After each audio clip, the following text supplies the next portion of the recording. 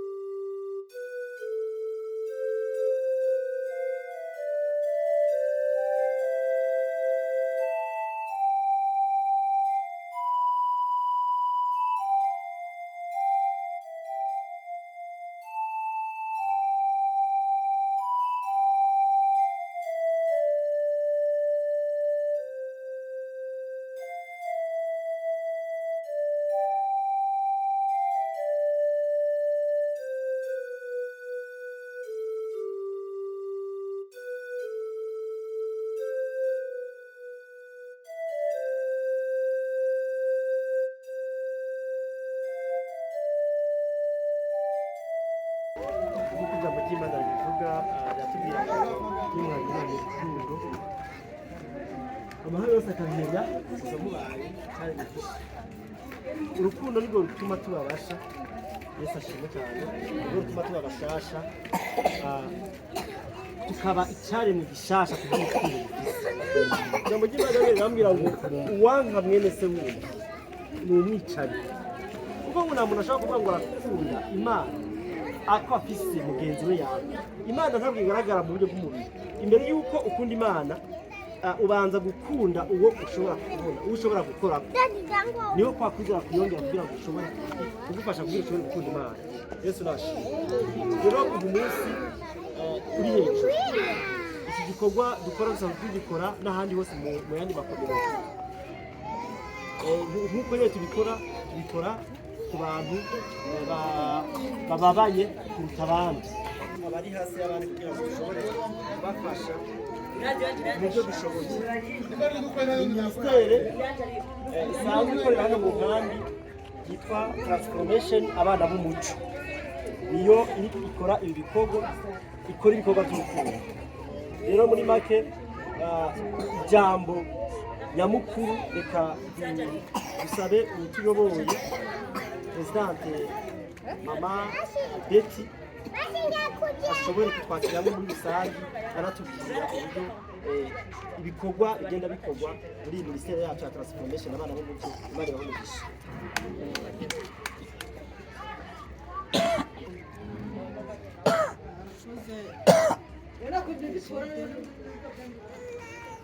natwe na Transformation abana b'umuco twashimiye kugenda muri ubu buryo twarangiwe n'umubyeyi mugenzi wacu turi kumwe mu mugwi ariko niba turangiye ko hari ibibazo iyo tugendera ahantu habaye ibibazo hari ahantu tubona ko hari icyo dufite twakora niyo mpamvu rero nashaka nsabe uwo mubyeyi atuganireho gato, kuko niba dusanzwe dukora iyi mirimo twagiye atandukanye, bamwe bafite ibibazo ibi, abandi bafite ibibazo ibi, nawe ushobora kuba ku mbere ufite ibibazo twe tutabizi neza ko twararitswe hamwe ni data dukorana umurimo batubwira ko hari ibibazo bihari uri mu rugo rwawe. Niyo mpamvu twakugezeho rero, twasaba kugira ngo nawe uvuge mu ncamake, urabona ko bunije, tuganirire ubwire icyo ubwiye uwo muryango wakugendera. indwara zirangifite indwara zifitiye ndagenda ikirehe hari kunajya baramvura biranga ahantu hari ikirehe,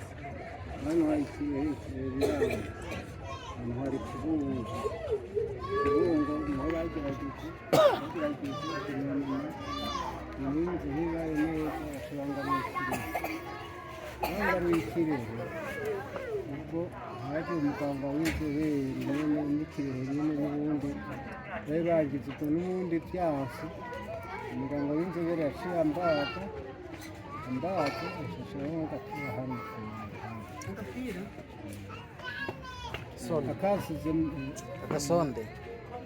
sinayambara isebe basizemo ngaho nyine nkafyonda umwuka ubwo rero ndikirehe nyine batubaza umengo cyose kuza ngabatwara batubaze ubwo ikirehe baca bandika urupapuro kitwegereye ngo tuyibona, baca bandika urupapuro rwo kubandanya i Kanombe. Ubwo batwandikiye ngo ni ukugenda i Kanombe, bacambwira ngo ugenda hariya ngo buzuze dosiye ngo hari muzocuranda, turaza dushika aho haruguru dushitseho niyogeye n'amafaranga nayo nayabuze nyene ngiye nipakije ubwanjye n'uwarungwarije ngo 6,000 naguranye nyene bagenda ku telefone ngahe mu muhanda yambye ku telefone kandi biye ku telefone ubwo nta bushobozi rero wumva bwari buhari. Ubwo imodokari twayuriye hari nko mu masaha zingahe tuya nka saa 6 turaza bindira n'akantu ngaha muhira tutamuhira bukeye ndagenda rero kwa muganga wa ruguru ngoka ngo impunzi ubasho zifise nta n'ikintu namba wewe ngo genda nabone igenda izogenda gutya. Ubwo nyene aho haruguru tiwe ikintu gikwati zo gukorera ngo genda tuzuza tuguhindurira tugushiramo kabikira. Ubwo umuntu yabihindura ariko gitera umwe abaga ngaho haruguru ntamusanzeho nagena nkagangararaho nkashitsa amasaha nkanduka nkataha n'undi nkagaruka. Ubwo rero kaba kakunyutse nk'uko urambaye gutya ahishati gacibora zatubozi ziraca nyine zikiri gacibora yabora rero. Ubwo nkasubirayo bukeye n'ubundi nasubirayo ngo ugenda ngo uricaye hariya haya nkaburyo ariko bataha nkagenda shekada jewe ndiho ndahorera nkabasha ndamufata kujya tugiye nkorera ubwo agaca agenda agaca nkorera yankorera nkasamanuka nkazamuhira ti none gewe ko banditse hariya muzonyuzuriza ryari kuzi mpapuro nzobandanye kamwe wowe ngo genda ngo igihe rizogera tuzokorana. Icyo bundi rero ngaha nyene urumva nayo nabivuyemo umwaka wari uheze umengo n'amezi 5 ndaha nabivuyemo niho nagize gutya ibimenyesha kiragaraje ngweho naduge hariya ruguru ejo imodokari abaganga b'inzobere ngo bahariya ngo baraje ngo bari Kirehe. Ubwo nyene bukeye nagiye 11 mu bitondo bazanye ibisi zibiri.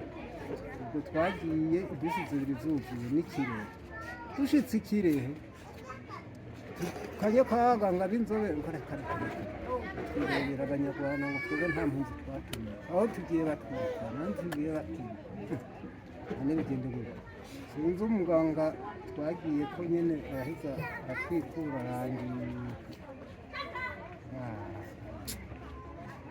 yanditse ngo nimubandanye hariya kumanuka nk'umuntu avuye hariya nyine ku ntuvuye kumanuka uko kumbuzi hafi tumanutse turagiye hamwe nabikuye ngo haraguru ahimiti nange ngire ndamushikiye wowe uhuza ngo wowe ntuzenya ntayo ngusubira none mugaye isubireyo igituma atabinyuzurije n'ubundi batwirukanye ndasubirayo bikunda genda ndasubira ngo genda ngo namba bituzeye neza ngo n'ubundi tugumya ikirehe nta kintu tujya twarara ahantu twagiye kuwa kabiri baciye tugaruka kuwa gatandatu saa tanu z'ijoro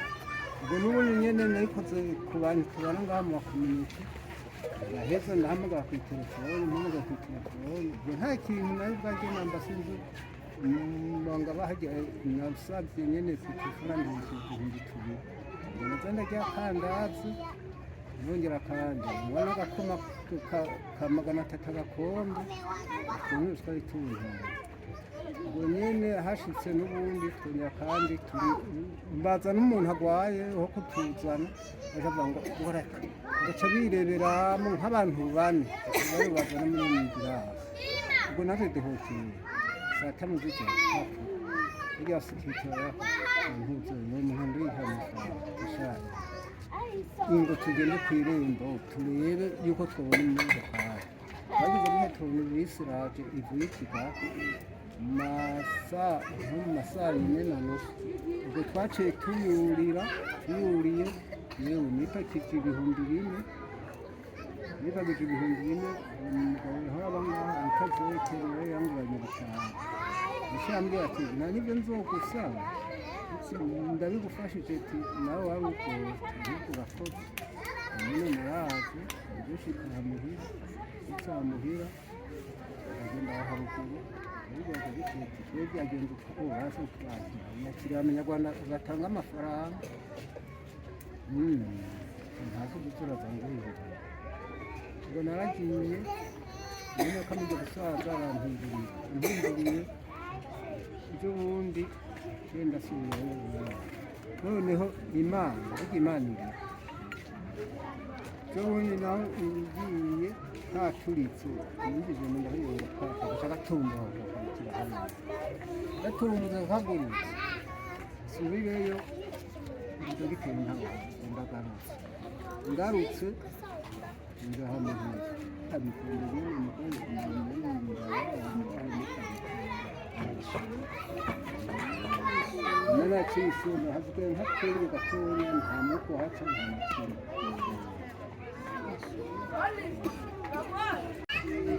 bamuze nyine ukuntu nagwaye n'ukuntu meze rero kabisa ndabireba imbere yanyu ndabona yuko mukunda abantu bababaye bakama mukurikirana abantu bafise nk'izi ngorane mubashikeho mugende kubasura mubaremeshe ubu nanjye ndabona muje kunsura ubu mu gihe ntaka yumva musengera naha hagize nk'uko Imana yabikoze ubundi Imana izabikora ibiteranye ubugenda bashimiye murakoze